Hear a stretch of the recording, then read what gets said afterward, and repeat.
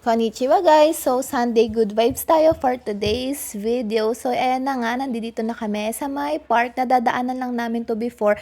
Pero gustong-gusto namin yung pumunta dito. Kaya ngayon, ayan, nakapunta na talaga kami. May kalayuan to sa bahay namin, pero may sasadyain din kami sa lugar kasi na to. Kaya dinaan na rin namin yung mga bata. At ayan na nga, pagkadating namin dito sa may park, kakaiba yung kanilang mga palaruan dito.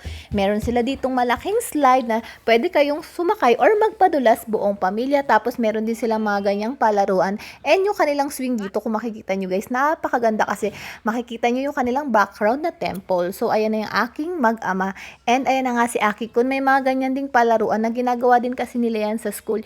Yung para silang nag-gymnast. So ginagawa nga ni Aki Kun at yung mga gantong klase ng mga pataas na humagamit sila ng mga rope is ginagawa din ni Aki Kun. At meron din sila dito. Meron din mga slides na mga pang baby or mga pang toddler katulad netong nilalakaran ni Ayumi Chang Chang. Pero syempre, dapat may nakabantay na adults or parents. So syempre, nandito tayo sa park. Nagdala din kami ng ilan sa mga snacks. So itong mga snacks na to, yung ilan dito guys is hindi ko pa na-try katulad nung kaninang una kong pinakita. Hindi ko alam yung term kung chestnut ba siya or other different or kinds ng nuts. Tapos yung iba naman dyan is mga natikman ni Papa Nox. Tapos pinatikin niya nga sa akin na masarap nga daw. And ayan, merienda muna tayo dito saglit sa may upuan nila or sa kanilang pahingahan. So ayan na yung dalawang bata. Kampay muna sila. Kumuha din kami dito guys ng fruit juice or bumili din kami dahil mainit-init na rin nga dito sa Japan. So ayan, medyo pahinga muna ang dalawang bulinggit after maglaro-laro.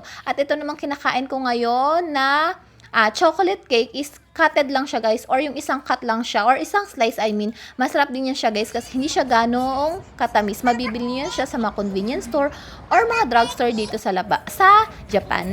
Nasa 110 yan lang siya guys, pero sulit na siya. And ayan na nga, meron din ditong mga buhangin or suna na pwedeng paglaruan ng mga bata or pwedeng takbuhan. And bago nga kami umalis or lumipat sa iba pa naming pupuntahan is nag-request again sila na magsasakay muna uli sila dito sa rides na to. And ayan na nga si Aki Kun and si Ayumi Chang Chang. And ayan na nga, nandito na kami sa pinuntahan naming mall pero wala nga yung hinahanap ko dito kaya umalis na rin kami agad. So ayan, nagbabayad na si Papa Nox ng kanilang parking fee. And ayan, pagka uwi namin medyo pagod na kasi kami and wala nang time magluto at the same time is medyo umuulan-ulan.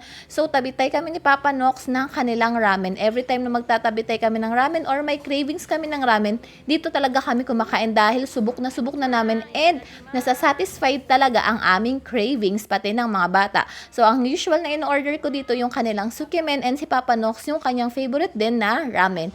And nag-additional lang kami ng karaage, gyoza, and chahang. Ngayong araw na to naubusan na yung karaage kaya gyoza na lang yung aming kinuha. So ayan, itadakimasu guys. Thank you Lord for the food. Kakain muna ang buong pamilya. So ayan, dito sa sukimen guys, favorite ko siya and ngayon itatry ni Aki Kun na tikman. So parang feeling ko magugustuhan niya to. Syempre ang unang first bite is si Mama muna. So ayan, itadakimasu. Sobrang sarap nito guys. And pag nag-Japan kayo, try nyo din siya guys. Hindi siya yung the usual ramen pero napaka-flavorful niya and masarap talaga. So ayan na nga si Aki Kun, nag-try din siya. Feeling ko is nagustuhan din niya. So after namin kumain guys, umuwi na kami sa bahay. And ayan na nga, nagagawa yung mga bata ng kanilang arts, mini arts guys. Naggugupit-gupit sila nung kanilang mga papers na binili din kanina doon sa mall.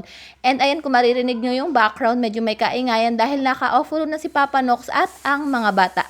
Syempre, bago tayo matulog at mag-relax is magre-refresh muna sila and maliligo. So that's all guys. Salamat sa panonood. Matane!